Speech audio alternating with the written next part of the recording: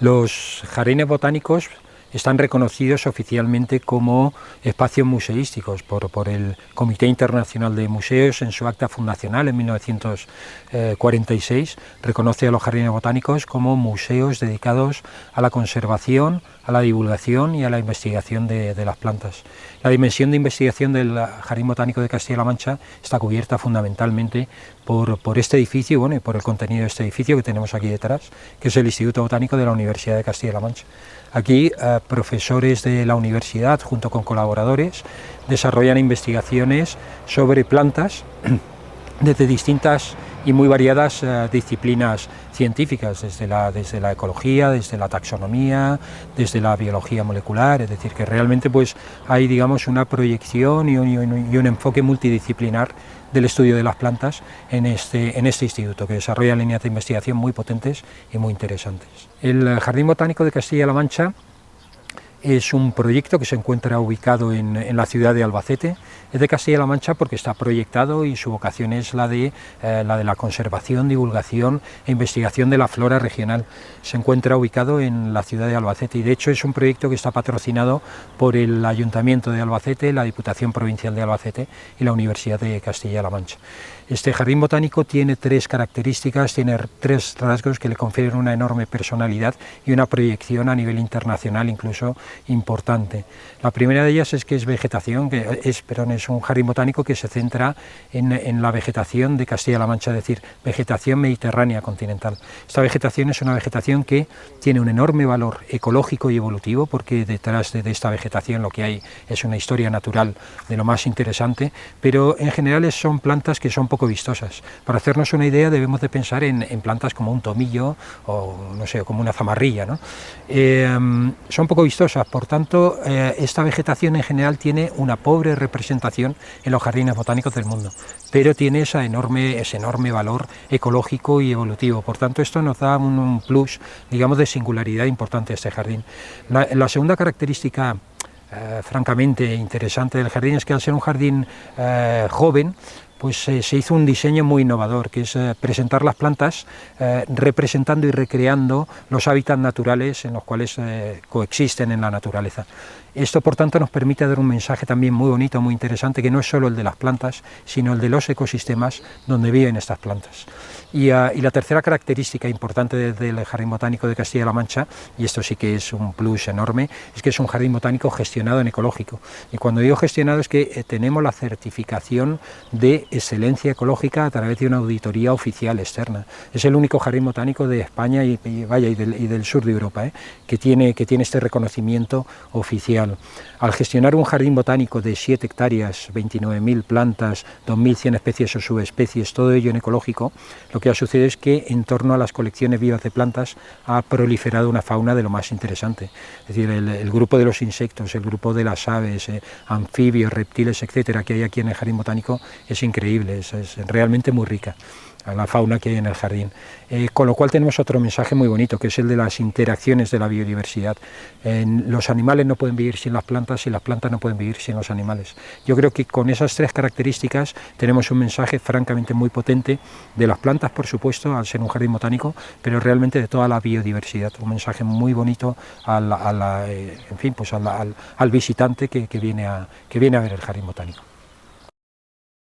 Bueno, ¿de dónde vienen ustedes? Buenos días, pues venimos de Palma de Mallorca. Pues es interesante porque Albacete en algún momento dado casi que fue la misma costa con las islas de Mallorca y Menorca. De hecho hay una planta que se llama Cistus creticus, cuyo origen, el nombre de la planta es de Creta, hay una población, la tiene en Mallorca, tiene en Menorca, un poquito en Valencia y llega hasta el embalse del Molinar en Albacete, lo que muestra que en el Mioceno llegaron a estar casi conectadas durante la crisis salina del Mesinense. De hecho, de esa crisis salina del Mesinense hay una cosa muy interesante, que es que se depositan muchas sales en esta zona del sureste ibérico, y eso solamente ha pasado en esta zona de Europa, en el mundo. ¿Por qué? Porque pasa, es de lo que hemos comentado antes, de que se para el Atlántico y el Mediterráneo, se separan y entonces se depositan sales en lo que era el Mediterráneo vuelve a llenarse y solo parte se mantiene ahora mismo por encima del mar. Pero hay parte que estaba debajo del mar que sigue estando por encima del mar el día de hoy, y entonces tiene muchísimas sales disueltas, o sea, en el suelo.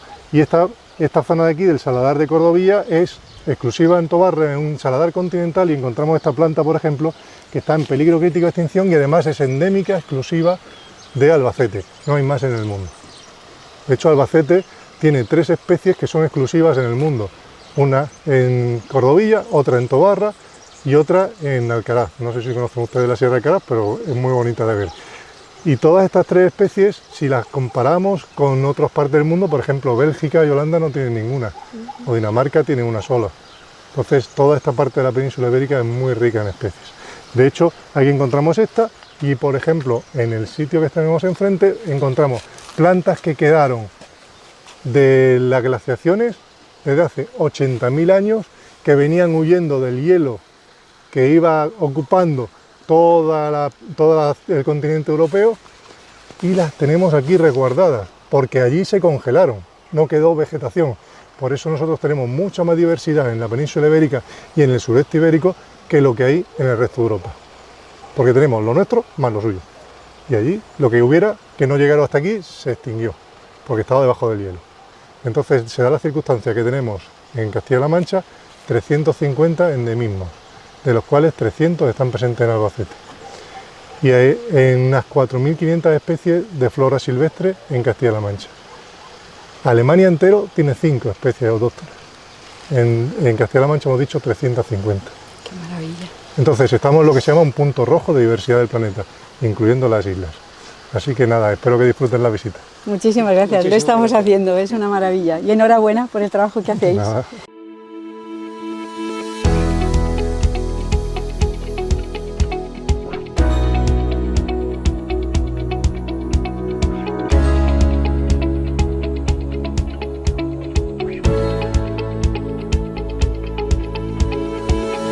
En las piedras estas detrás hemos recreado aquí como una especie de rocalla, y tapando un poco las piedras que hemos ido poniendo, que hemos ido moviendo entre mucha gente, porque esto pesa bastante.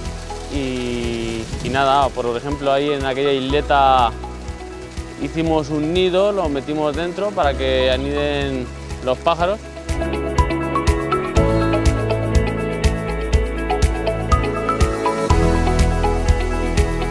Aquí estamos trabajando este tipo de plantas que son rastreras, y aquí lógicamente pues no se le puede meter maquinaria. Aquí la limpieza es toda manual, y quitar las malas hierbas para quitar la competencia, que cada planta ocupe su espacio, y eso es lo que básicamente consiste el trabajo que estamos realizando ahora mismo. Aquí tanto mi compañero como yo.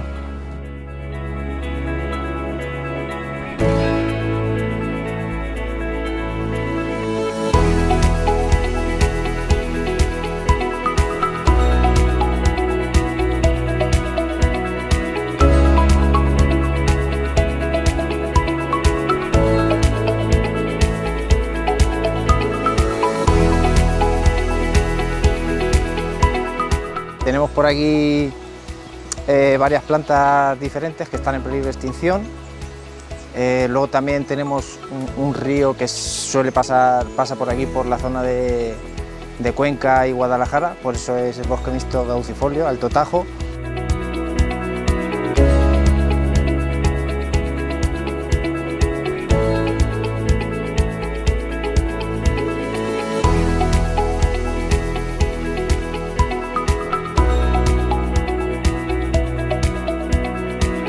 En esta parte de aquí que me rodea tenemos lo que son pluvisilvas, selvas donde llueve mucho, y hay muchas hojas, plantas con muchas hojas grandes, que tienen 2 funciones: obtener la máxima luminidad posible porque están muy en la sombra, y además obtener esa lluvia que la capturan por estas partes enceradas y que van cayendo hacia sus propias raíces.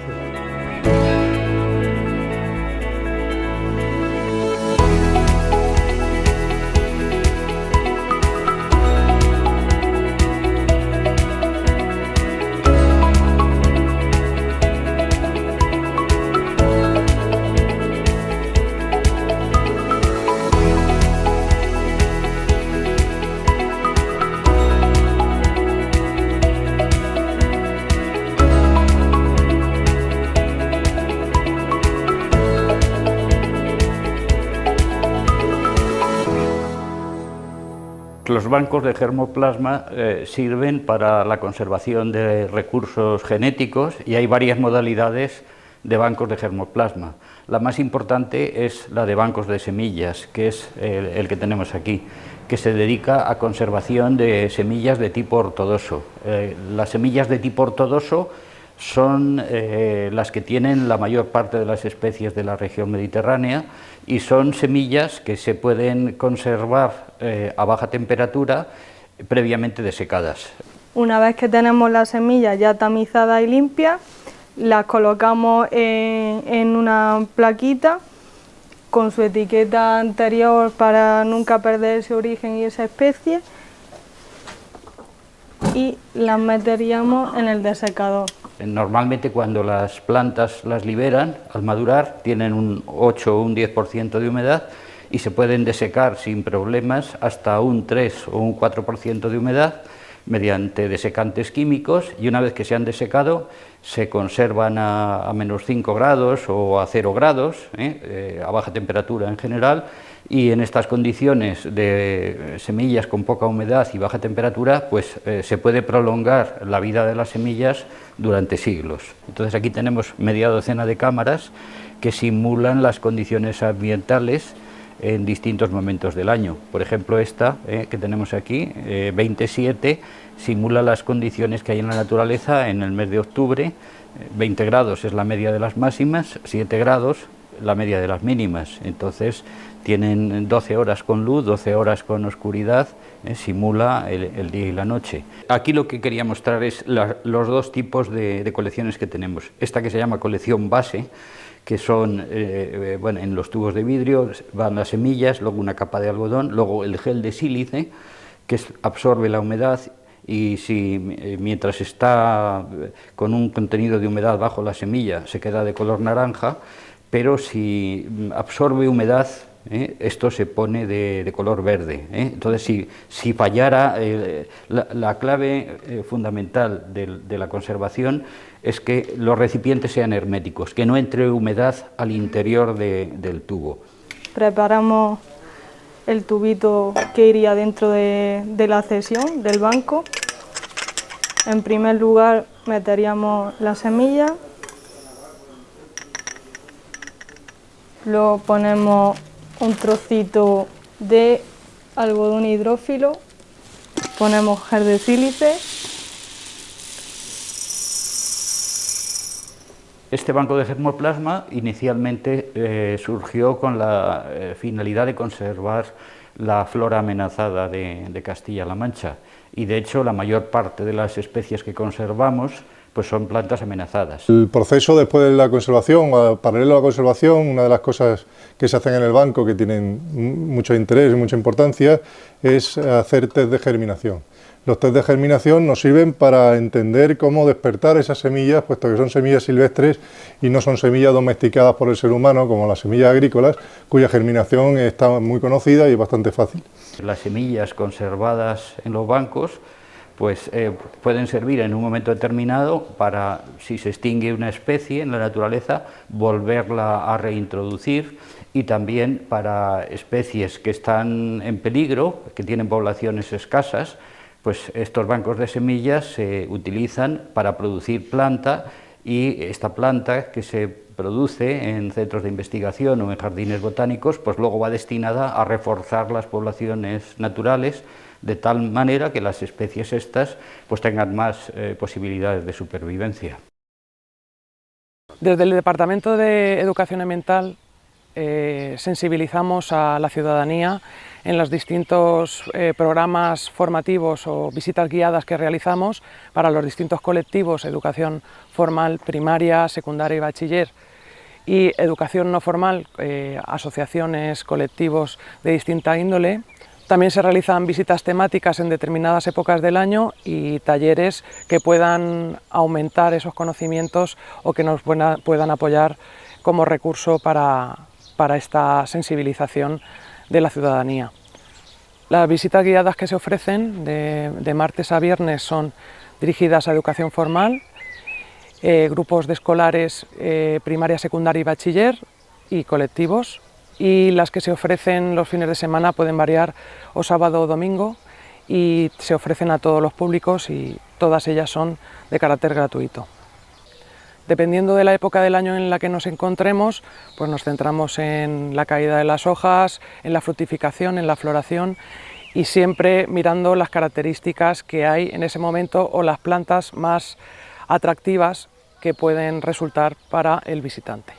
Todo esto haciendo que el ciudadano, el visitante, interactúe con la vegetación que tenemos en el jardín y que así pueda concienciarse mejor de la importancia de la naturaleza, de los recursos naturales y dar importancia también a la biodiversidad y a la riqueza que tenemos en este espacio natural en Albacete. Aquí vemos un ejemplo que me sirve para contaros cómo se hace el manejo en ecológico de plagas en el jardín botánico. Fijaos, aquí hay un pulgón que se llama pulgón lanoso o lanígero, que ataca generalmente a los prunos, sobre todo a los albaricoques. Entonces, aparecen los albaricoques al final de junio, más o menos, y se llena la parte aérea, la parte superficial de las hojas de este pulgón. Este pulgón tiene esa cobertura de pelos, que parecen lanas, por eso su nombre, que lo hace muy resistente a cualquier producto químico, con lo cual un producto químico sería absurdo, aparte que no lo usamos por cuestiones de ecológico. ¿Qué hacemos? Nosotros intentamos, en este caso, hacer un control integral, que se llama un control biológico de esta especie. ¿Cómo lo hacemos? Pues si en el albaricoque, cuando ya está y está reproduciéndose de forma muy potente, no llegamos, porque al principio lo tiramos con agua a presión y era muy complicado, lo que hacemos es evaluar qué especie es la que está atacando. Y segundo, mirar cuál es su ciclo de vida. Una vez que tenemos claro cuál es el ciclo de vida, lo que me di cuenta, o lo que estuvimos viendo, es que esta especie tiene dos hospedadores, es decir, vive sobre dos plantas. Sobre el albaricoque come y sobre el carrizo pasa el invierno. Entonces, aquí se ve cómo están pupando algunos y saliendo de esa pupa y formando la larva, que luego formará el adulto que se irá al albaricoque. ¿Qué solución encontramos? Como hemos dicho antes, todos los inviernos segamos el carrizo. ¿Qué hay en el carrizo? Todos estos bichitos esperando a que llegue el buen tiempo para salir. Si yo cojo el carrizo y lo quemo, me estoy quitando a la mayoría de la población que me atacaba a los albaricoques. Para eso, ¿qué tengo que poner? Carrizos cerca de los albaricoques, para que terminen el ciclo y pillarlos ahí, y entonces cortamos el carrizo y nos los llevamos. Y de esa manera descendemos la población de la plaga en el albaricoque sin tener que hacer ningún tratamiento químico. En esta zona podemos encontrar una recreación o una colección más clásica, no ya son recreaciones de hábitats como lo que hemos visto antes, y esta colección se basa en el uso medicinal de las plantas que aparecen en ella. Y está establecida como una historia de cómo llegaron las plantas medicinales a aparecer en nuestros días. Entonces, aquellas plantas que vienen en principio, por el principio del camino encontraremos las plantas distribuidas en una rocalla, quiere decir, de aquellas que son silvestres, nos traemos cerca de nuestras casas las que son más útiles para nosotros. Entonces las ponemos como si fueran parte de un bosque, pero cerquita de nosotros. Esa es la forma más antigua.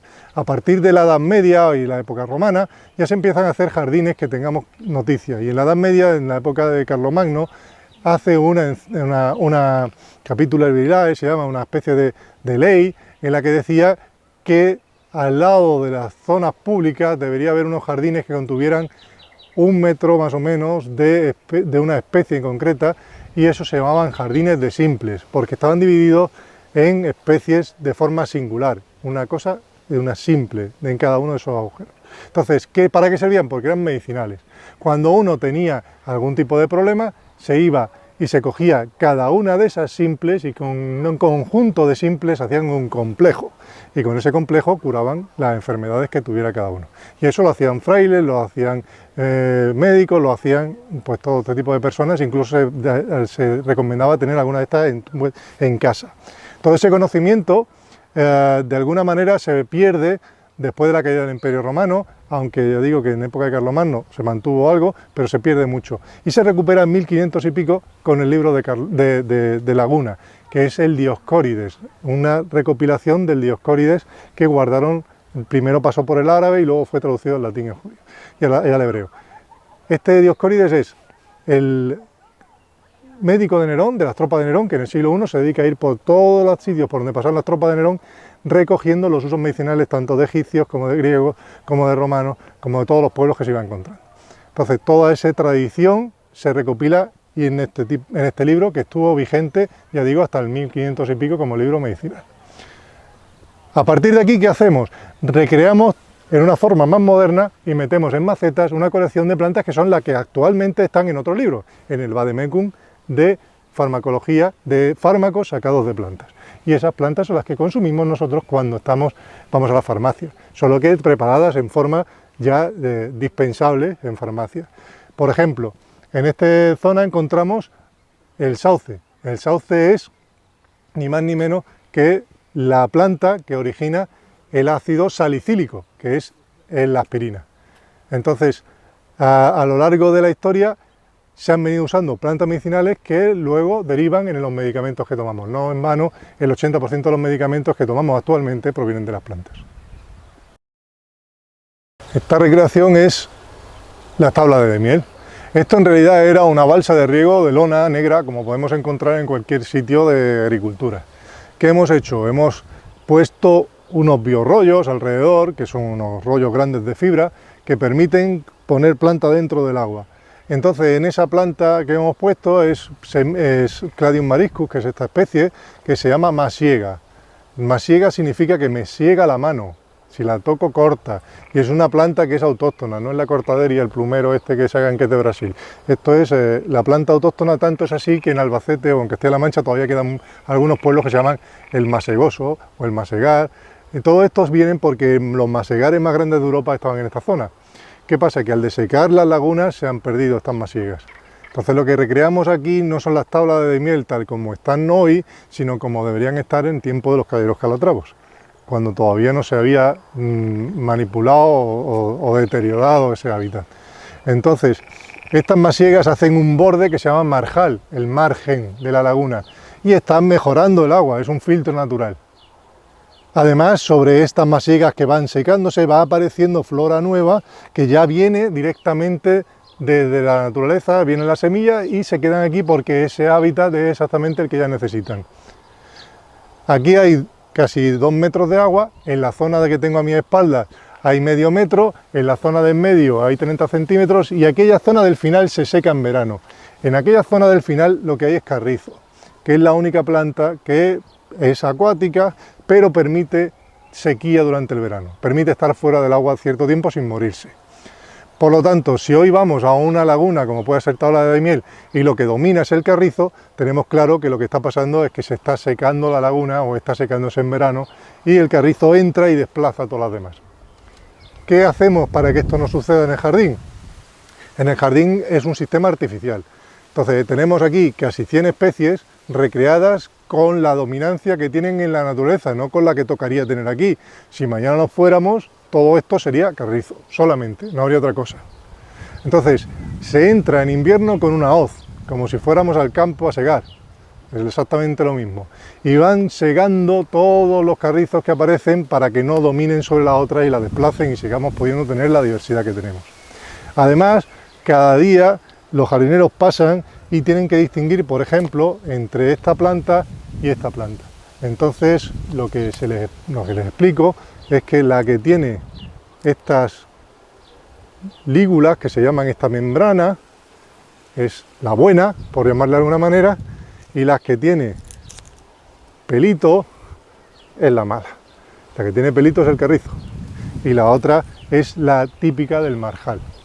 ¿Vale? Entonces, lleva un dominio, o sea, todas estas ecosistemas que estáis viendo llevan un manejo muy exhaustivo para que realmente lo que de sensación que den al final es que parezca que han salido solos. Pero tenemos que tener en cuenta que todo es mentira, que lo estamos provocando nosotros. Aquí estamos en un hábitat que es difícil de entender si no tiene explicación. No tiene, de esos hábitats que parece que no son muy atractivos de inicio.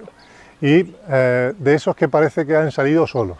Bueno, pues os comento que este hábitat que estamos aquí delante es un saladar, un yesar con saladar, y es un hábitat protegido por directiva europea y es rarísimo en el mundo. Entonces, os cuento, hace 6 millones de años estábamos, el ser humano, en la etapa evolutiva éramos un mono subiendo un árbol, era horrorín se llamaba, ni éramos Australopithecus, ni Homo nada, éramos un mono, básicamente. Y hace 6 millones de años pasa una cosa que es la crisis salina del Messinense, que choca la placa continental africana con la placa continental europea, y lo que es hoy el día el estrecho de Gibraltar se cierra de tal manera que sale una pared enorme y deja de entrar el agua del Atlántico en el Mediterráneo. Por lo tanto, todo lo que estaba cubierto de agua del Mediterráneo empieza a secarse, porque ya no hay entrada de agua nueva, ¿vale? Como una piscina que dejamos de meterle agua, al final acaba desecándose. ¿Qué es lo que estaba debajo del Mediterráneo hace 6 millones de años? Albacete. El sureste ibérico estaba debajo del Mediterráneo. ¿Qué pasa después? Pues cuando ya ha empezado a depositarse todo ese agua, al final, pasado un tiempo, se rompe otra vez esa pared y vuelve a conectarse el Atlántico con el Mediterráneo, pero no se abre de la misma manera. No es el mismo espacio el que ocupa el estrecho, con lo cual no entra la misma cantidad de agua y hay partes que quedan en la superficie. Albacete, Murcia, Almería, eran fondo del Mediterráneo hace 6 millones de años y ahora están en la superficie.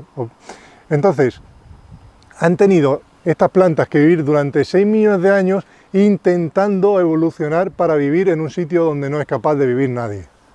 Imaginaos que tenéis plantas aquí que son capaces de sacar agua del yeso o de sacar agua de la sal. Eso es imposible, es osmóticamente imposible. Es lo que hacen las plantas desaladoras, las con ósmosis inversa, mediante un montón de energía extraen agua dulce del agua de mar. Pues ellas son capaces de hacerlo sin un solo enchufe. Y han necesitado exactamente el mismo tiempo que necesitamos nosotros para viajar a la Luna en evolución para conseguir hacer eso. Y solo ha pasado aquí en el mundo. Entonces, ¿qué tenemos? Fijaos, esto es esparto. Esta que tenéis, que parecen plumitas, estas espigas, se llaman esparto. Es una planta bastante habitual. El romero, que lo tenéis por ahí, bastante habitual. Las coscojas, bastante habituales. Esas os suenan, ¿verdad? La planta amarilla. Bueno, pues eso es lo que habría en la línea de costa de hace 6 millones de años. Estamos viendo la playa de hace 6 millones de años. Hasta ahí no llegó el mar. Cuando se produce la crisis salina, cuando se levanta esa pared, empieza a bajar el nivel del mar. Y pasa exactamente igual cuando nos tomamos un café. Que el primer aro en el que se forma, cuando tomamos el café, es lo que más flota, ¿va? La espuma que más flota es lo que forma el primer aro. ¿Qué es lo menos disuelto en el agua de mar? El yeso. Por lo tanto, toda la siguiente faja de flora que aparece sería el yeso, que es el mismo que se usa para poner las paredes. Fijaos, esta planta de aquí es una planta que está en peligro crítico de extinción. Esto se llama Vela pseudocitisus. Eso solamente está en Ontígola, en Toledo y en la Mesa de Ocaña. No hay más, un poquito en Madrid. No hay más en el mundo. ¿Qué está haciendo? Ósmosis inversa sin electricidad ninguna. Está sacando, un poquito exagerado voy a decir, pero está sacando agua de la pared de vuestra casa. Y esa es endémica, exclusiva, solamente se da aquí en la península ibérica y en concreto en Castilla-La Mancha y un poquito en Madrid. Porque solamente se han dado esas circunstancias aquí en el mundo. Esta planta está tan en peligro de extinción como el lince, como el oso panda o como el tigre o el rinoceronte. Peligro crítico de extinción. La diferencia es que solamente de aquí. Si vamos un poquito más abajo, ¿qué es lo siguiente que se deposita en el agua de mar? La sal, que es lo que está más ligado. Y aquí aparece una planta que se parece al esparto, pero tiene una semilla al final, en lugar de tener una inflorescencia. ¿Lo veis? Esta semilla gorda. Esto se llama albardín. Esta planta está viviendo con 59 gramos de sal por litro de agua. Imaginaos que tenemos, vuestra madre nos hace un puchero y le echa 1 litro de agua y le mete 59 cucharadas de sal. Y luego dice, ala, coméroslo. Pues ahí es donde está viviendo esa planta. Fijaos qué curioso que esta planta, al ser una gramínea, podría ser una solución para poder regar el trigo, que es otra gramínea, con agua de sal directamente. No con agua desalada, ni con agua filtrada, no, con agua de mar directamente. Con lo cual, para el cambio climático está ofreciendo una solución ante la sequía excepcional. ¿Dónde está esta planta? Solamente en el sudeste ibérico y un poquito en Argelia. No hay más en el mundo. Porque ha necesitado 6 millones de años para conseguir hacer eso.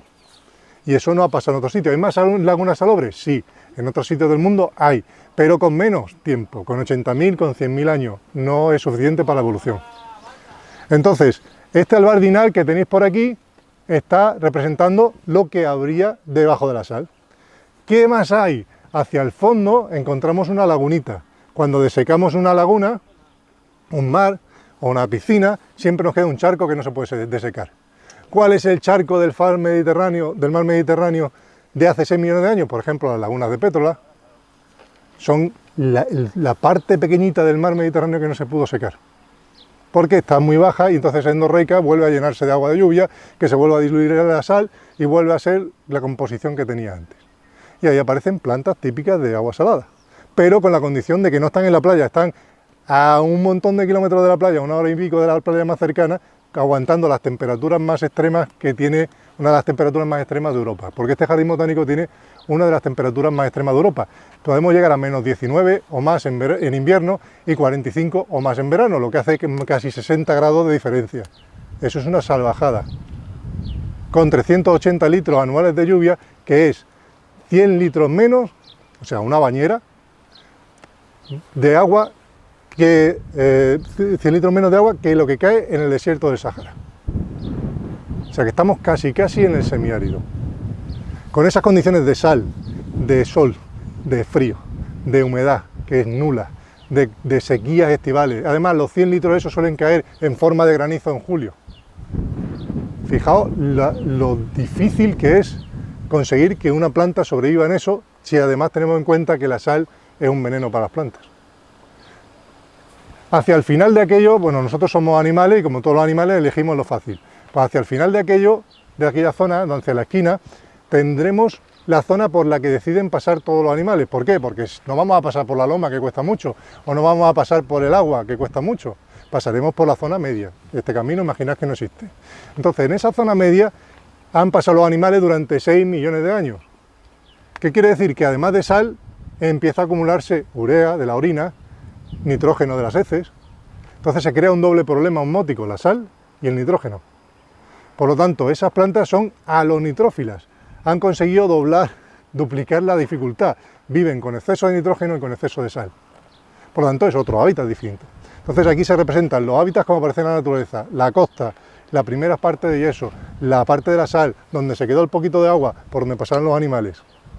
Y todo eso en conjunto es un hábitat protegido por Directiva Europea que, como hemos visto, puede dar soluciones a nivel mundial para hambrunas por el cambio climático.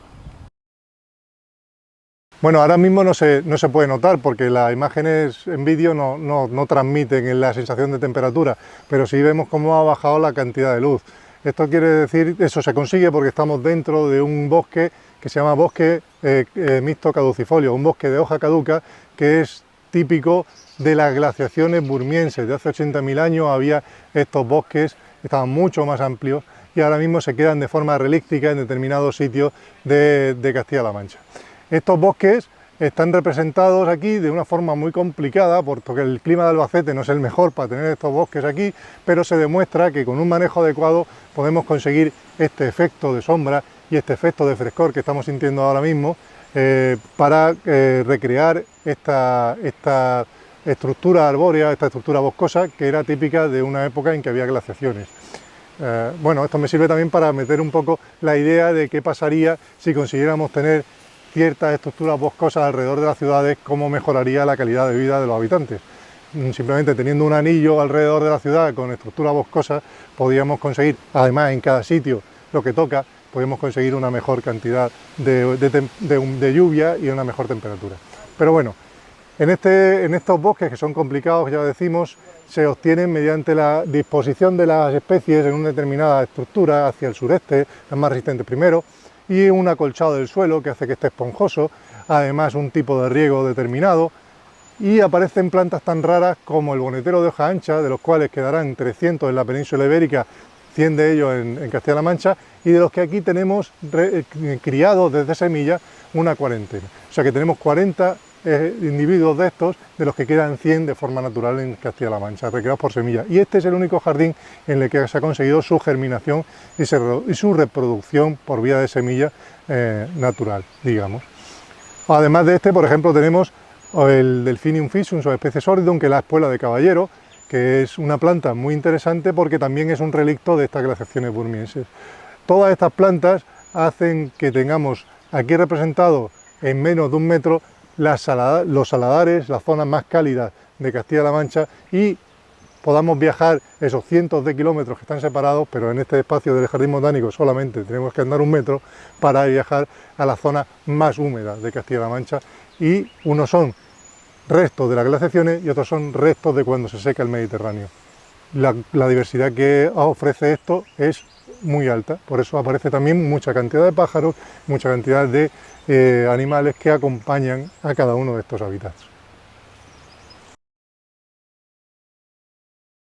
En esta zona encontramos varios árboles curiosos, por ejemplo, el sauce, que es este que aparece aquí, le llaman mimbreras, pero este que nos estamos encontrando aquí es el sauce más débil de todos los que existen, por eso se llama Salis fragilis, fijaos, solamente con esto se rompen las 2 ramas, y esto lo hace para enraizar en el suelo y crear árboles nuevos, él mismo se autoesqueja.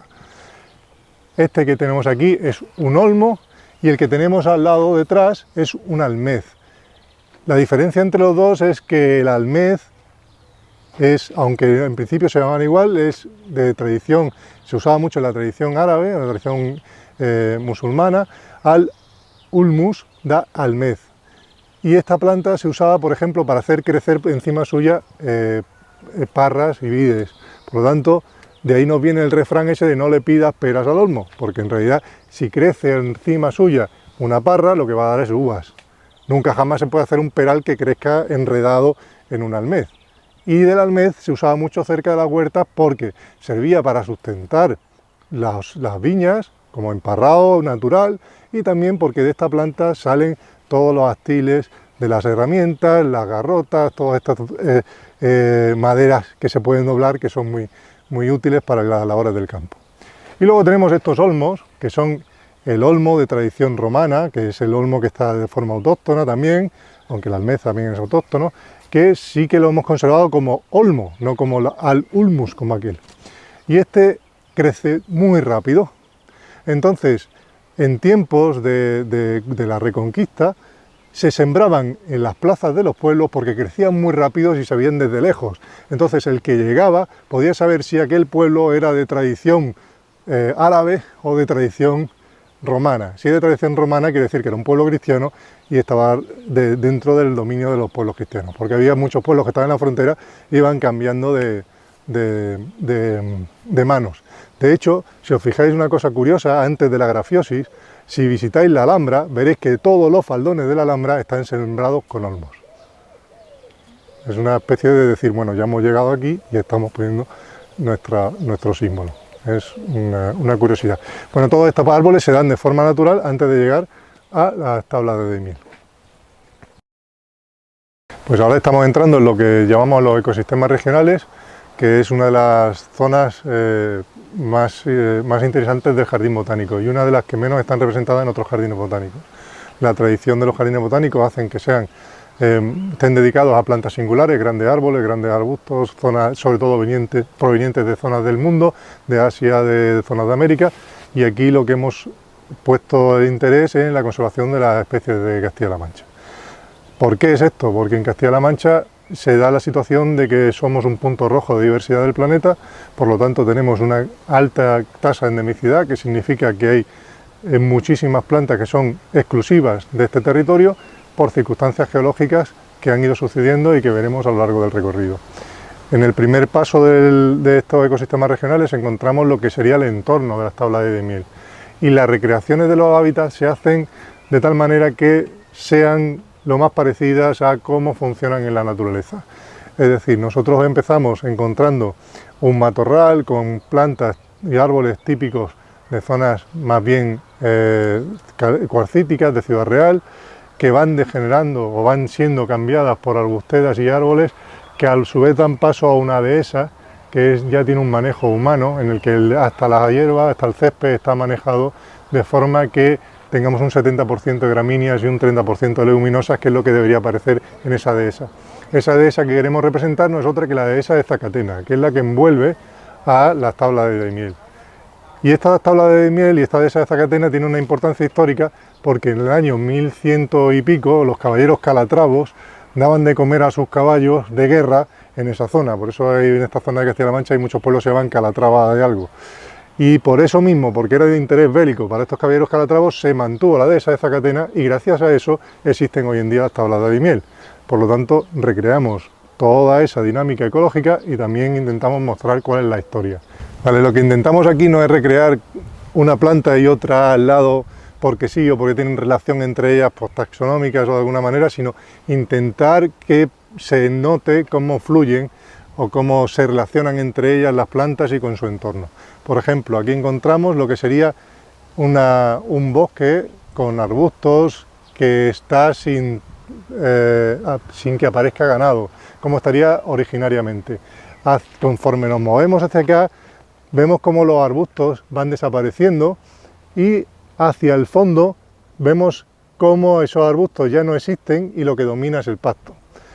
También entre estos dos lados se nota que en la parte de arriba estamos más lejos de lo que sería las tablas de Daimiel, por lo tanto la humedad es menor y el pasto es diferente, y conforme vamos bajando la humedad es mayor y el pasto es diferente. Lo mismo sucede con la parte de los árboles. En esta zona tenemos árboles y arbustos que, si bien tienen algún ejemplar como este almez que tiene que ver con la humedad, sí que son arbustos más típicos de zonas más secas. Y conforme vamos bajando se convierten en un bosque de galería dominado por sauces, por almeces, por olmos, que son estrictamente plantas que necesitan humedad y por lo tanto más cerca de las tablas de Daimiel, que va a ser justo lo que nos encontramos abajo. Aquí estamos en una zona nueva que es otra humedal de Castilla-La Mancha. Hemos visto las tablas de Daimiel, hemos visto las lagunas salobres, que son dos humedales típicos de Castilla-La Mancha, y aquí estamos en otro, que son lagunas cársticas, que son las que aparecen en Ruidera. Lo interesante o lo que da nombre en realidad a estas lagunas es esto que estamos escuchando, el ruido del agua. ¿Por qué se produce ruido del agua? Porque hay unos paredones cársticos que lo que hacen es que el agua pare, se embalse hasta que desborda y cae al siguiente. Son como piscinas naturales que van formando cascadas entre ellos, que es lo típico que aparece en Ruidera y no aparece en la tabla de Daimiel, que es una tabla, es una agua remansada, sin estar estancada, pero más remansada, más suave, sin ruido. Y en Ruidera sí que aparece este ruido, por eso que decimos, una construcción geológica distinta. Pues eso lo hemos recreado con estas piedras que aparecen aquí cársticas, estas tobas, que en realidad es una recirculación de agua que cogemos de la laguna, la subimos arriba al cerro, la bajamos por gravedad y la dejamos caer. Y hace esta función. Y la bomba para todo eso la hemos incorporado dentro de una construcción típica manchega, que es el cuco o el bombo, dependiendo de la zona donde estemos, que tiene ese nombre, una especie de iglú hecho con piedras. Entonces, todo esto recrea esas tablas, esas lagunas de Ruidera que tienen un marjal parecido. En este caso tienen un río que nos baja desde allí, si queréis luego nos asomamos a verlo, y es un río entre sauces. Directamente va a caer a la laguna y la cascada de ahí. Esto que vemos abajo es un nenúfar blanco que hemos conseguido recrear aquí. Es natural y nos lo han traído desde Cuenca, nos lo trajeron que germinaron estas semillas y hemos conseguido poco a poco ir bajándolo hasta obtener un nenúfar que ya está anclado al suelo. Pero no es un nenúfar de jardinería, es una planta autóctona que está protegido también. Entonces, toda esta vida se ha conseguido de una balsa de riego normal y corriente. Fijaos las praderas que tenéis ahí. Esas plantas son charáceas, son plantas naturales que crecen en el fondo del agua, no son algas. Esas plantas desarrollan unas moléculas que impiden que los mosquitos vivan aquí. Además, los anfibios que son capaces de vivir en esta laguna los controlan.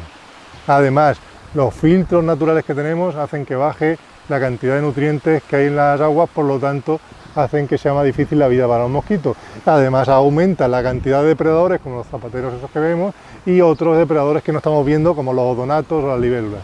De hecho, estas lagunas que vemos aquí hemos demostrado con un artículo de investigación que tienen exactamente la misma cantidad en especies de libélulas que debería tener una laguna del mismo tamaño en la naturaleza. Por lo tanto, de una balsa de riego que está totalmente llena de algas, una balsa de riego que tendríamos que tener un control con lavado de fondo, echándole cloro, a naturalizarla, obtenemos todos esos beneficios y además incrementamos la biodiversidad haciendo que aquí aniden ánades azulones y aniden y tengamos la misma cantidad de libélulas que aparecen en una laguna natural. ¿De qué son difíciles de ver las libélulas? Pues, ¿por qué? Porque todas estas balsas están hechas de tal manera que no es posible vida allí. Y es una balsa igual que la que puede haber en cualquier sitio de agricultura. Esto es una de las funciones también del jardín botánico, servir de experimento tangible para que la gente lo entienda y lo vea de cómo se puede manejar cualquier balsa agrícola para mejorar la cantidad de agua y que no tengamos problemas ni de mosquitos ni de ningún tipo. Se pueden escuchar mucha cantidad de pájaros en estos hábitats que demuestran cómo esta recreación que tenemos en el jardín botánico al final está ayudando a incrementar la biodiversidad de pájaros en la zona de Albacete. Al final esto también se demuestra porque desde la Sociedad Albacetense de Ornitología están haciendo censos que demuestran que este jardín botánico es uno de los sitios donde más especies de pájaros se están pudiendo censar dentro de la ciudad de Albacete. Pues aquí estamos en otra de las zonas interesantes del jardín, que es un hábitat también protegido por directiva europea y de esos grandes desconocidos. Son un hábitat que se llama matorral espinoso caducifolio y lo podemos encontrar en la Serranía de Cuenca, parte de la Sierra de Alcaraz, y tiene una historia muy curiosa. Es un hábitat fundamental para que haya pájaros en Europa. ¿Y esto por qué es? Pues fijaos, si cogemos un pájaro migratorio, que suelen ser pequeñitos, frigílidos, vienen desde Sudáfrica hacia el final del verano, vienen volando, atraviesan todo lo que es la parte sur de África, el delta del Okavango, de pronto llegan al Sáhara y estos pájaros empiezan a atravesar el desierto hasta que llegan a la zona de Marruecos, donde tienen que cruzar el Atlas, tienen que cruzar después el Mediterráneo. Cuando están casi asfixiados, de pronto llegan a la parte del sudeste ibérico, donde se encuentran Murcia, Albacete, Almería, con unas temperaturas a esa época del año y una cantidad de agua mínima para reponer, y de un momento llegan a la zona de Cuenca y la zona de la Sierra de Alcaraz. Y de pronto encuentran estos hábitats que son plantas que han evolucionado o han coevolucionado con esos pájaros para tener frutos hacia el final del verano que cumplen tres características. Son venenosos para cualquier otro animal que no sea un pajarito. Tienen muchísimo azúcar en su interior y además muchísima agua, lo cual supone un esfuerzo enorme de la planta para sacar agua de donde no la hay. Entonces, ¿para qué sirve eso? Pues esos pájaros cuando llegan son capaces de reponer energía, alimentarse y rehidratarse gracias a estas plantas. Y además son espinosas, con lo cual lo pueden hacer todo eso en unas condiciones de seguridad. Es decir, se meten dentro y ningún depredador puede llegar hasta ellos. Por lo tanto, estos hábitats son fundamentales al estar dentro de la línea de migración de los pájaros de las más importantes de Europa, son fundamentales para que en el norte de Europa sea posible que lleguen estos pájaros, y si no estuvieran, no estarían estos pájaros en el norte de Europa. Pues esta zona es la zona donde tenemos un río artificial que baja directamente a la laguna, donde ha explicado antes mi compañero. Se hizo artificialmente y está muy chulo porque esto ahora mismo te vienes aquí en verano o mismo ahora mismo en primavera y te puedes coger un libro, estás escuchando los pájaros, escuchando el río, no hay nada de coches que puedan hacer ruido y la verdad es que es una zona espectacular, donde tenemos muchísimas plantas diferentes, además los geranium bordeando el río, las peonías, el Leonimus latifolius, que es el bonetero de hoja ancha, que está protegido por Castilla-La Mancha y es uno de los 2 o 3 árboles más difíciles de España de criar.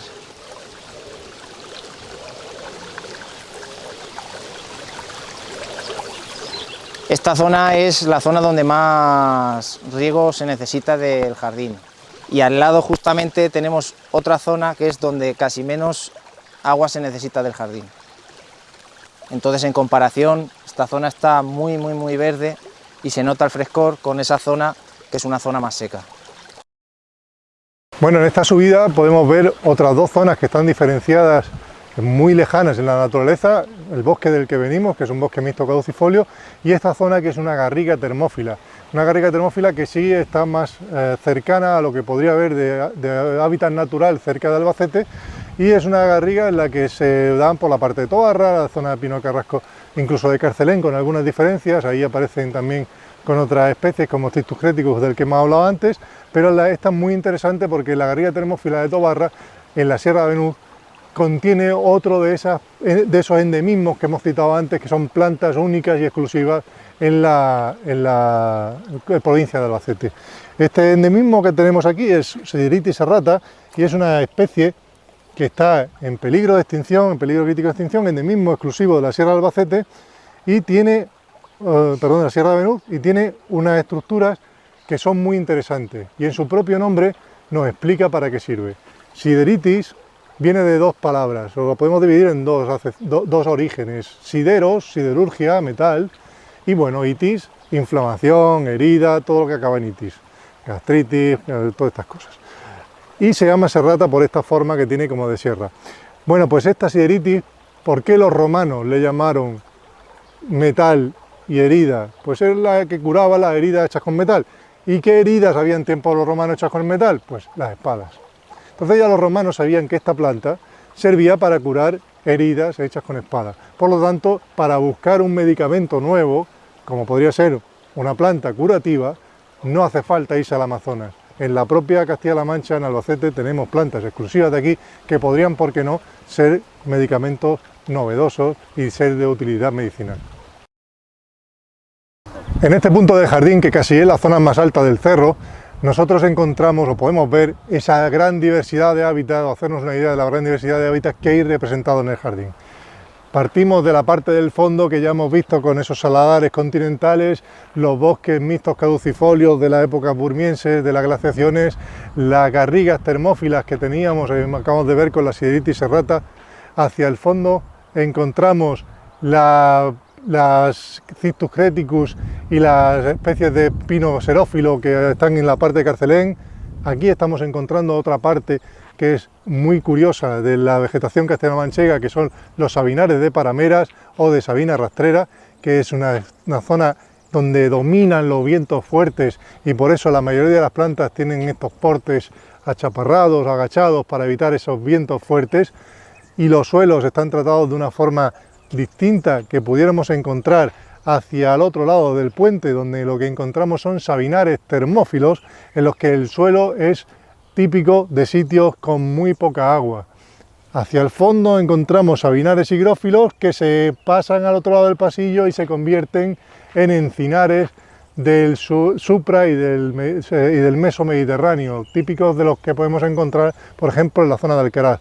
Y acabamos en esta rocalla magnífica que tiene 40 metros cuadrados y en esos 40 metros cuadrados hay 80 especies, que es el punto con más diversidad del jardín botánico y en el que encontramos plantas típicas de zonas de rocas, por ejemplo las que hay en los calares del río Mundo, y son plantas que para cuidarlas se tienen que hacer su limpieza una a una, a mano, con un cuchillito y con mucha paciencia. Aquí encontramos otra parte que es complicada en el jardín botánico porque tenemos que recrear toda Castilla-La Mancha y dentro de Castilla-La Mancha hay una zona especialmente difícil que es la zona de Ciudad Real. ¿Y difícil por qué? Porque el suelo de Albacete teóricamente es venenoso para las plantas que viven en Ciudad Real, esto es calizo y aquello es cuarcítico. Entonces tenemos que de alguna manera engañar a estas plantas para que piensen que están en su entorno natural. Eso se hace mediante inclinaciones, mediante cambiando el pH del suelo, cambiando los microorganismos del suelo y así podemos tener una transición entre lo que es un encinar con piruétanos a un alcornocal. Estos son alcornoques, teóricamente no podrían existir alcornoques en Albacete. Tenemos una mancha o maquia, que es lo que le da parte del nombre de la mancha a la mancha, que son estas plantas que forman esos continuos verdes oscuros, que se encuentran en Sierra Madrona, por ejemplo, la Sierra de Madroño, incluso en Andalucía, Sierra Morena, se llama así por esos colores verdes, y al final del todo encontramos las jaras. ¿Qué pasa? Cuando los bosques estos de encinas y alcornoques se deterioran por un incendio, por lo que sea, aparecen las jaras y dominan. Cuando pasa el tiempo y vuelven a crecer las encinas y sombrean a las jaras, dominan los bosques. Con lo cual son todo un continuo que va a depender de las circunstancias como los fuegos mediterráneos. Y van a ir haciendo que domine uno sobre otro. Aquí, por ejemplo, tenemos a los sauces, que lo hemos dicho antes. Es una forma, una planta que me va a servir para explicar de dónde provienen estos medicamentos o cómo ha sido la historia hasta llegar a estos medicamentos. Fijaos, En los egipcios tenían una teoría que se llamaba la teoría del signo, es decir, ellos pensaban que los dioses mandaban en la forma de la planta un signo que les dijera para qué servían. Entonces imaginar que nosotros estamos doloridos de la espalda y no nos podemos levantar y al final vemos que un sauce es muy flexible y se mueve con el viento. ¿Qué es lo que pensaría un egipcio? Pues que para ponerte flexible otra vez y quitarte el dolor de espalda tendrías que tomar sauce. Todo esto es muy práctico, pero a veces falla, entonces por ensayo y error van probando y descubren que realmente la corteza del sauce tiene un efecto antiinflamatorio. El ácido salicílico es lo que hoy conocemos como un AINE, un antiinflamatorio no esteroideo, es decir, tiene esa función y obviamente pues estaba claro que los dioses lo habían mandado, ¿no? Bueno, pues esto es lo que pensaban los egipcios. Dioscórides, del que hemos hablado antes, lo toma, lo anota en su libro y queda registrado ese conocimiento. Mucho tiempo después, a finales del siglo XIX, hay un italiano que descubre cómo extraer esa molécula del sauce, pero no lo hace directamente del sauce, sino que lo saca de una planta que se llamaba espirea, que la tenemos aquí también. Esa espirea extrae el ácido espírico. Si ponemos A de ácido punto espírico, nos sale una medicina que es muy común, que es la aspirina. Entonces, la aspirina realmente no la inventaron ni los egipcios ni este italiano, la inventaron los alemanes, los de Bayer, que lo que hicieron es mezclarla con una sustancia que hacía que subiera y atravesara la barrera hematocefálica, es decir, que llegara ese antiinflamatorio, ese analgésico, llegara al cerebro. ¿Cuál es la sustancia que tradicionalmente se usaba para ello? El alcohol. Como el alcohol no se podía mezclar con medicamentos, lo que hicieron es mezclarlo con una cosa que se llama acetilo, que hace la misma función. Luego tenemos el ácido acetil salicílico, que junta el conocimiento de los egipcios, de este químico italiano y de lo que ya sabíamos, que era que el alcohol se nos sube a la cabeza. Todo esto junto hace que se críe la aspirina y es el medicamento que ha sido históricamente, hasta hace muy poquito, el que más dinero ha dejado en la historia de la farmacología. En el jardín botánico, como todo jardín botánico, tenemos que tener especies también alóctonas, es decir, de fuera de Castilla-La Mancha y en colecciones que tengan interés singular. Estas colecciones que estamos viendo aquí abajo son colecciones de cactus, de ágaves, de yucas y también de palmeras, que las tenemos un poco más desplazadas hacia la derecha, resistentes al frío. ¿Qué tienen de particular? Que no son los cactus normales que podemos ver en cualquier colección de cactus típica, porque estos se han seleccionado de entre aquellos que resisten al menos menos 15 grados de temperatura. Pero eso no es suficiente para Albacete, entonces si os fijáis, esos cactus están expuestos hacia el sureste, que es donde más sol les da, y tienen unas rocas negras justo detrás a la espalda, tapándole el noroeste, tapando la parte norte, donde viene más frío. ¿Qué sentido tiene eso? Pues que el sol empieza a calentar las piedras y conforme va girando tapa el viento frío la piedra por detrás, pero va soltando calor durante toda la noche, de manera que le sirve de calefacción al propio cactus. Y de esa manera conseguimos que tener especies como estas castáceas en Albacete, donde teóricamente no podrían vivir porque se congelarían y literalmente se licuarían. Si venís al jardín botánico y veis este tipo de praderas naturales, no penséis que no están trabajadas, es al contrario, es una de las formas que tenemos de aumentar la biodiversidad en el jardín y de hacer que el suelo esté más adaptado, o sea, mejor para los árboles que tenemos representados en la colección. ¿Cómo funcionan estas praderas? Pues se hace lo que se llama un desbrozado selectivo. Los jardineros van desbrozando sobre todo aquellas plantas que se juntan, crecen muy alto y se juntan entre ellas sombreando a las demás. La avena sterilis es un ejemplo muy claro, que es la que se suele ver en todos los descampados, que al final se hace amarilla y hay recondiciones. Bueno, pues esas las vamos quitando con las desbrozadoras. Y al final se dejan todas estas plantas desbrozando a una altura concreta. Si veis, ahí, a partir de esta altura las plantas están cortadas. ¿Qué altura es? La de las amapolas. Entonces, al cortar esas plantas que se juntan, vamos a seleccionar que haya mucha floración, muchas flores naturales. Y con esas flores nos van a venir un montón de polinizadores. Un ejemplo muy interesante de esos polinizadores, por ejemplo, son los sírfidos. Los sírfidos son unas pequeñas moscas que van disfrazadas de avispas. No sé si habéis visto alguna vez a una avispa o una abeja que vuela, en lugar de así, hace esto. Bueno, pues es una mosca intentando engañarnos, se disfraza de avispa. Bueno, pues eso se llaman sírfidos. Y esos sírfidos, al final, en forma larvaria, en forma de cuando son una larva, se alimentan de pulgones. Fijaos qué conveniente cuando lo tenemos al lado de las rosas, así no tenemos que tratar las rosas porque ellos se los comen. Y en forma adulta son polinizadores, también muy conveniente tenerlos cerca de los frutales porque me van a polinizar los frutales. Luego esta parte me está ayudando a manejar las plagas y a tener fruta justo en la parte de al lado. Y además mantienen un suelo rico y vivo y lleno de microorganismos que me van a fomentar el crecimiento óptimo de los árboles que tengo representados al lado. Esta rosa que encontramos aquí es la rosa de Damasco. Es una de las llamadas rosas antiguas que tenemos en las colecciones del Jardín Botánico desde hace más de 15 años y es una rosa muy especial porque tiene un perfume muy interesante. De hecho es el perfume que da el olor a rosa a casi toda la perfumería. Es una rosa que viene de mezclar una rosa gálica de Francia con una rosa del Himalaya, una rosa moscata. Estas dos rosas juntas se supone que las produce por primera vez un caballero cruzado del año 1267 que se llamaba Robert de Brie. Este señor teóricamente juntó estas dos rosas como símbolo de esa conquista de la Tierra Santa por los caballeros cruzados. Y desde entonces se lleva pasando de generación en generación a través de esquejes, y siendo el mismo clon el que va pasando por generaciones y generaciones hasta que llega a nuestros días. Aquí se encuentra una de las colecciones que más llaman la atención del jardín, pero como hemos visto, quizás no es de las que mayor valor botánico tendrían o valor ecológico, pero aún así son muy interesantes a nivel didáctico, sobre todo para enseñar a los niños.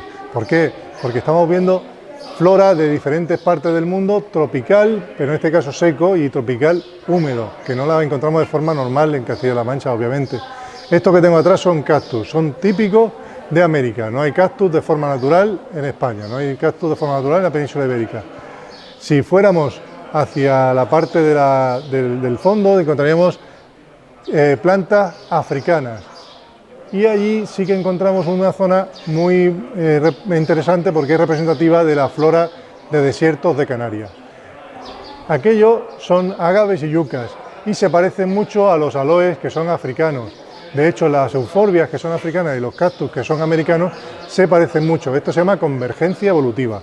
Ellas evolucionan de forma separada una vez que separan los continentes, por lo tanto no tienen nada que ver una con otra, pero adquieren las mismas estructuras gorditas que acumulan agua dentro, crasas que se llaman, y así recuperan el agua o acumulan agua a costa de perder hojas. Entonces, estas convergencias evolutivas serían parecidas a lo que podemos encontrar hoy en día con delfines y tiburones. Bueno, ahora estamos en la zona de tropical húmeda, donde vamos a encontrar varios grupos de plantas que tenemos dispuestos para que se pueda entender un poquito la evolución de las plantas.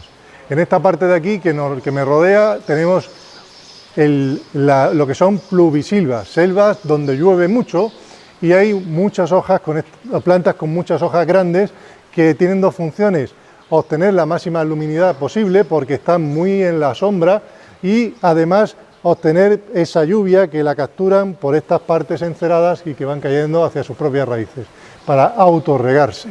Pues en esta zona que estamos viendo, que mi compañero está tratando con estas nieblas, tenemos unas plantas muy antiguas. Estas plantas son helechos, pero no cualquier helecho, un helecho arborescente, quiere decir que llegan a hacerse como árboles, hacen un tronco y ponen las hojas encima. Estas plantas solían vivir en sitios con unas nieblas muy profundas y lo que hacían es levantar las hojas por encima de la niebla y la humedad la capturan más que por las raíces, a veces por los troncos, por estos pelillos que tienen aquí. Entonces él lo que está haciendo es humidificar esto. Fijaos, estas plantas tienen 280 millones de años, son mucho más antiguas que los dinosaurios, son de los seres vivos más antiguos que podemos ver hoy en día en la Tierra. Y están en sitios como Nueva Zelanda, Australia, algunas en África, hay muy poquitas, pero algunas hay, en Sudamérica, como la que está regando ahora. Todas estas plantas, helechos arborescentes, en esta colección del Jardín Botánico tenemos 11 especies distintas de estos helechos arborescentes que son realmente fósiles vivientes y no es nada fácil encontrarlos juntos en una colección. Aquí encontramos otro grupo de plantas que son muy curiosas, que son tillandsias, que son plantas que no tienen raíz. no se enraizan a la planta a la que están, simplemente la usan de soporte. Si os fijáis, el árbol no tiene realmente raíces, es un soporte, y estas tillandsias adquieren el agua a través de nieblas y el polvo en suspensión les da los nutrientes que necesitan. Entonces, el cuidado que está haciendo nuestro compañero aquí es nebulizarlas con agua baja en cal y baja en cloro. Igual que hemos visto que los helechos son plantas muy antiguas, con 280 millones de años, y están muy ligadas a la humedad y al agua, cuando las temperaturas cambian y el clima cambia en la Tierra, hace 250 millones de años, aparecen estas especies que tenemos a la espalda. Estas especies tienen la facultad de haber creado o de haber ser las primeras que producen semillas, y es en este periodo cuando se produce la separación de la vida del agua, en la época embrionaria, es decir, surgen a la vez dos estructuras similares que son la semilla y el huevo, y las dos tienen esa función, separar a los embriones del agua, cosa que no podían hacer los helechos. Estas se llaman cicadáceas y tienen géneros como cicas, zamias, dion, y son muy antiguas, con 250 millones de años, y podemos decir que son tatarabuelas, de algún modo, de lo que hoy conocemos como pinos y abetos. Son de esa misma línea evolutiva. Sin embargo, muchas veces son confundidas con estas plantas que tenemos aquí, que son palmeras. Las palmeras son mucho más modernas y la diferencia con las anteriores es que su forma de crecimiento es en forma de un eje central. Ese eje central es exactamente la misma forma de crecimiento que tienen los ajos o las cebollas, es decir, se llaman monocotiledonias, son de ese grupo. Por lo tanto, nada que ver con las cicas, aunque a veces se vendan como palmeras. Una de las zonas que más les gusta a los niños cuando vienen a visitarnos son las plantas carnívoras. Ellos piensan que van a venir y les van a morder los dedos o alguna cosa así. Y realmente no hacen esas cosas. Sí es cierto que las plantas carnívoras se alimentan de insectos.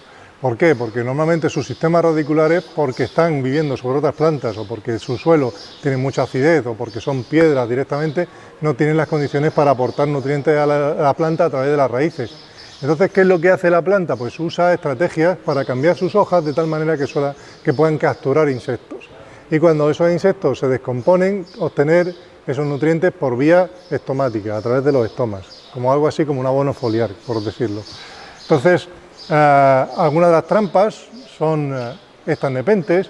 Estas nepentes son plantas que vienen de la parte de las islas de Borneo, Sumatra.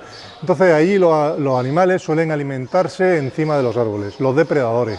Y si os fijáis, estas son las hojas normales, que son hojas de una planta, que podemos identificar todos, y de pronto aquí aparecen cosas colgando que no son otra cosa que la planta intentando imitar unas tripas colgando de un bicho en descomposición. Es decir, un animal que han cazado y esas son sus tripas. ¿A quién va a traer esas tripas colgantes? A las moscas.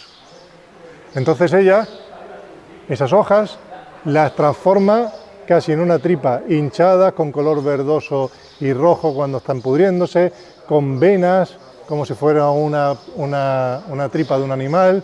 Y lo que tiene dentro son unos pelitos, que esos pelitos van todos orientados hacia abajo.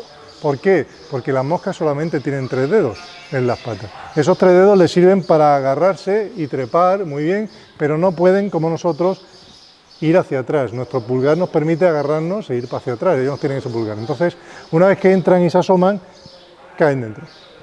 Y acumulan agua dentro, de tal manera que empiezan a descomponerse con esos líquidos que tiene ahí dentro y absorben al insecto. Entonces es una trampa que imita tripas. Aquí vemos otra que es de las que más le gusta a los niños, que es la dionea. La dionea se llama Dionea muscipola o diana cazadora, es ya diana cazadora de moscas. Entonces, esta trampa tiene una parte roja en medio que lo mismo, está imitando un trozo de carne en descomposición. Pero fijaos que la hoja tiene una forma que no tiene nada que ver con la del fondo. Entonces, esta parte de la hoja tiene una presión osmótica, es decir, una cantidad de agua dentro, que es distinta de la que tiene en la parte de arriba. Entonces, por el mismo sistema que cuando tenemos un flotador medio vacío de agua, pues de aire, y lo pisamos y se llena solamente una parte y la otra parte se queda vacía, las hojas de la dionea hacen eso. Ellas expulsan agua de una parte a la otra de tal forma que cambian la estructura y son capaces de cerrar esa boca. Para que eso no pase de forma digamos, no provocada por un insecto, de forma accidental, ellas tienen 3 pelitos pequeñitos, que a veces se ven 3, 4 pelos, que se ven dentro, que son los gastillos disparadores. ¿Por qué tiene varios? Porque pudiera ser que si fuera uno, fuera una gota de agua o el viento el que lo moviera. Pero si son varios, 3 o 4, y se mueven al azar, es decir, no llevan un orden determinado, no hay más remedio de que sea un insecto andando por encima la que los esté moviendo. Y entonces es cuando dispara el agua y cierra. Y entonces se asegura que tiene una mosca. Si nosotros la provocamos con el dedito, como hacen muchas veces los niños, cierra, no tiene energía porque no encuentra la mosca, que iba a ser el premio, pero ha gastado energía en cerrarla, con lo cual esa hoja muere. Y al final la planta acaba muriendo porque no tiene nutrientes. Por eso tenemos aquí la reja, no porque sean peligrosas, sino porque no queremos que se mueran, digamos.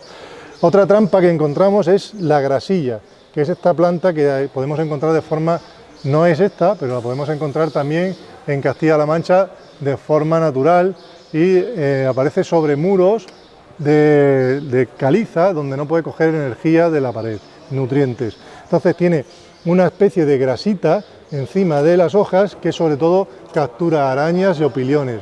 Estas arañas con las patas largas que se van moviendo por las paredes, que no tienen mucha fuerza en esas patas, pues cuando se tocan eso se quedan pegadas. Y la mosca, o sea, y la planta consigue consumir sus líquidos cuando empieza a descomponerse. Si os fijáis, esta está floreciendo. La flor la echan en un pedúnculo largo, ¿para qué? Para evitar que el polinizador pueda morirse en la trampa de abajo. O sea que usa los insectos tanto para comérselos como para polinizarlos. La última trampa, que es muy curiosa, es esta. Esto es una planta que le llaman rocío cazador, o es una planta que lo que hace es imitar las gotas de rocío.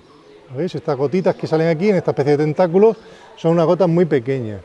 ¿Por qué? Porque si fuéramos una hormiga y quisiéramos beber no nos podríamos acercar a un río porque nos llevaría. No podríamos beber de una gota de agua porque es más grande que nosotros y nos meteríamos dentro. Pero la gota más pequeña que existe en la naturaleza es la del rocío. Por lo tanto, cuando esa hormiga quiere beber va buscando el rocío. Y una vez que se acerca aquí se queda pegada y esos tentáculos empiezan a moverse sobre sí mismos de tal manera que la envuelven y ahí acaba la vida de la hormiga. Y a partir de ahí la planta se alimenta de los nutrientes que obtiene de la hormiga.